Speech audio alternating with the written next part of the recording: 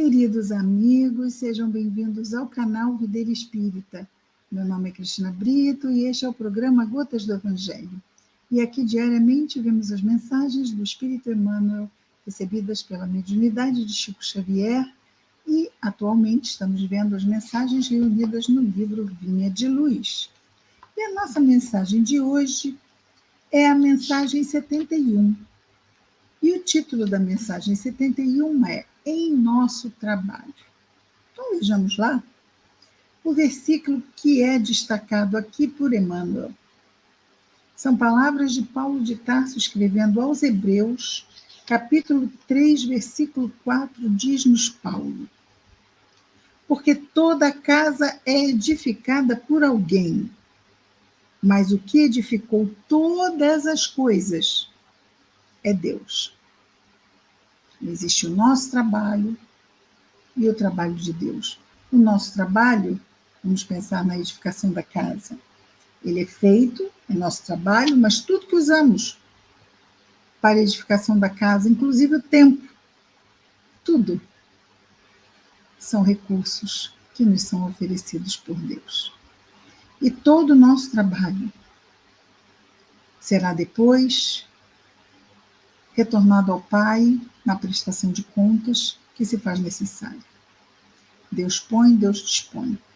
E aqui estamos nós, buscando nos elevar com os recursos que Ele nos oferece, transmutando as nossas paixões inferiores em virtudes. Esse é o nosso grande trabalho, e aqui ele diz, não é? Em nosso trabalho de construção deste homem novo em nós mesmos, não é? O homem é o ser humano, e o ser humano é o espírito encarnado, ok? Emmanuel vai comentar as palavras de Paulo, porque toda casa é edificada por alguém, mas o que edificou todas as coisas é Deus. O que edifica, não é? Mas é Paulo diz o que edificou todas as coisas é Deus. Emmanuel comenta: o Supremo Senhor criou o universo, entretanto, cada criatura organiza o seu mundo em particular.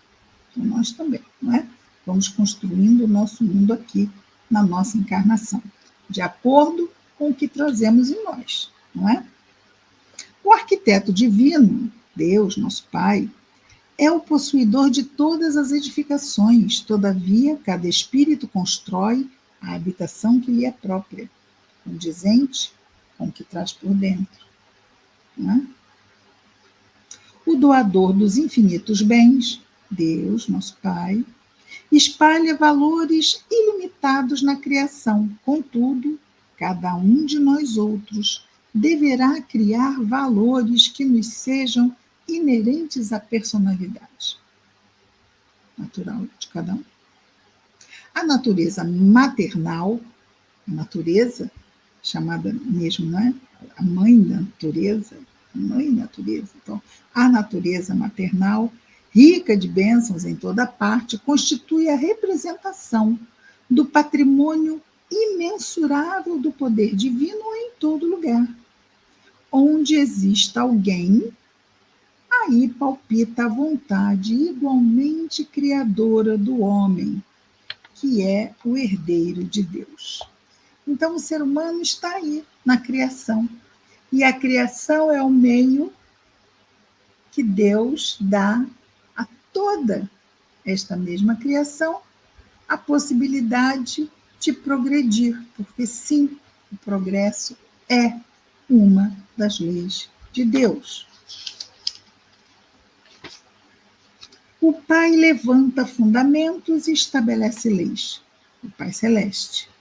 Os filhos contribuem na construção das obras e operam interferências através do nosso livre arbítrio. Não é? É compreensível, portanto, que empenhemos todo cuidado em nosso esforço individual nas edificações do mundo, certos de que responderemos pela nossa atuação pessoal em todos os quadros da vida.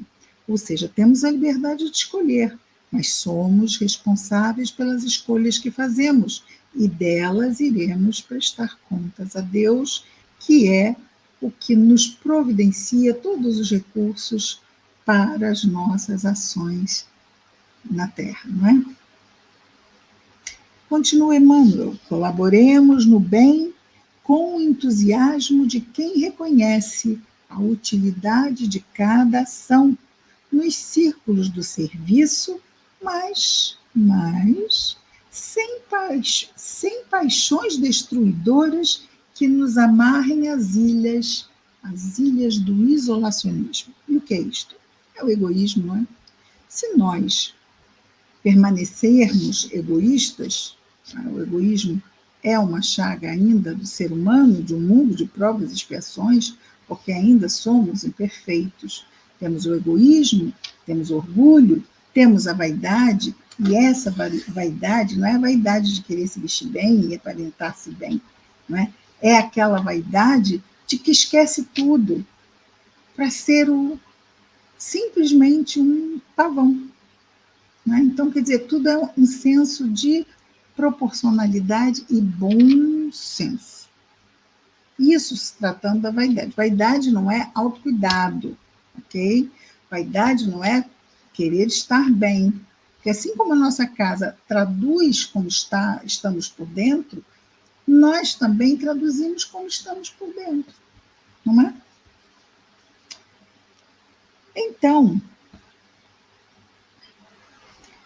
Emmanuel continua dizendo-nos: colaboremos no bem. Assim, isso eu já li, das ilhas do isolacionismo. Porque se ficarmos no egoísmo, não vamos nos ligar aos nossos irmãos de humanidade, não é? E o amor fraternal que viemos aqui desenvolver vai ficar pendente. E nos manteremos o quê? Isolados uns dos outros. Portanto, as pontes que a fraternidade constrói entre nós e os nossos irmãos de humanidade é essencial, fundamental, imprescindível para o nosso crescimento espiritual moral. Por quê? Porque amar a Deus sobre todas as coisas e ao próximo como a si mesmo. Não é? Apresentemos nosso trabalho ao Senhor diariamente. Olha lá o cuidado. Diariamente. E peçamos a Deus que Ele destrua as particularidades. Que particularidades? Essas tendências que não são boas ainda em nós, em desacordo com os seus propósitos soberanos, ou seja, com as suas leis morais, e justos, esses seus propósitos, claro, todas as leis de Deus são plenamente, absolutamente justas. Por quê? Porque são as leis de Deus e Deus é perfeito. E peçamos a Deus, roguemos a Deus visão e entendimento. É essa visão e esse entendimento que vai destruir este lado imperfeito nosso que não segue as leis de Deus.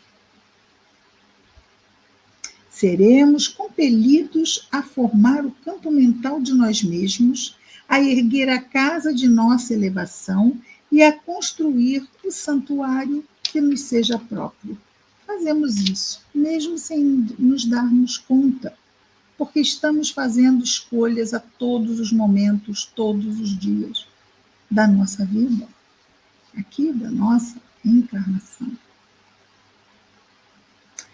E ele conclui dizendo-nos assim: no desdobramento desse serviço, porém, ou seja, dando continuidade, todo dia estamos lá fazendo isto, mas não vamos esquecer que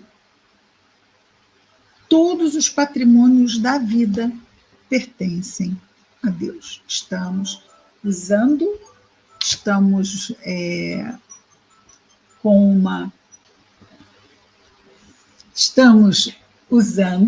Deus nos favorece que usemos os recursos que Ele nos dá, usando esse nosso discernimento, e para isso é importante que Busquemos nos esclarecer nas fontes do Evangelho, da doutrina espírita, a fim de que o nosso discernimento seja iluminado pelas fontes puras do conhecimento.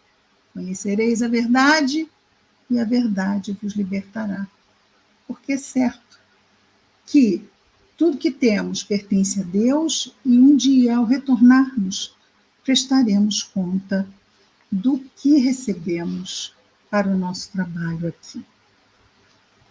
Então, em nosso trabalho, não esqueçamos, vigiai e orai. Vamos orar?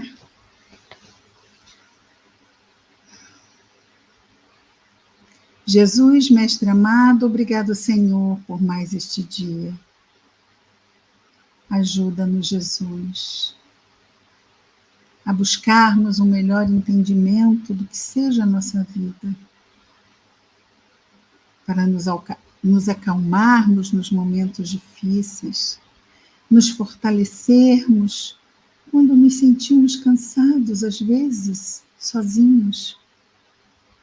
Ajuda-nos, Senhor, a nos lembrarmos da prece, a estarmos atentos. Abençoa-nos os esforços, Jesus. Ajuda-nos a lembrarmos-nos de Ti, Senhor, que estás sempre ao nosso lado. Abençoa o nosso anjo guardião e os nossos afetos nos 2 planos da vida. Mas não só, Jesus. Abençoa, Senhor, todos os nossos irmãos de humanidade, em especial aqueles, Senhor, aonde quer que estejam, que neste momento estejam em sofrimento, Jesus. Abençoa-os. Enxuga suas lágrimas. Consola o desespero. Abranda a revolta, Senhor. Que as tuas bênçãos permaneçam conosco, Jesus, hoje e sempre. Graças a Deus.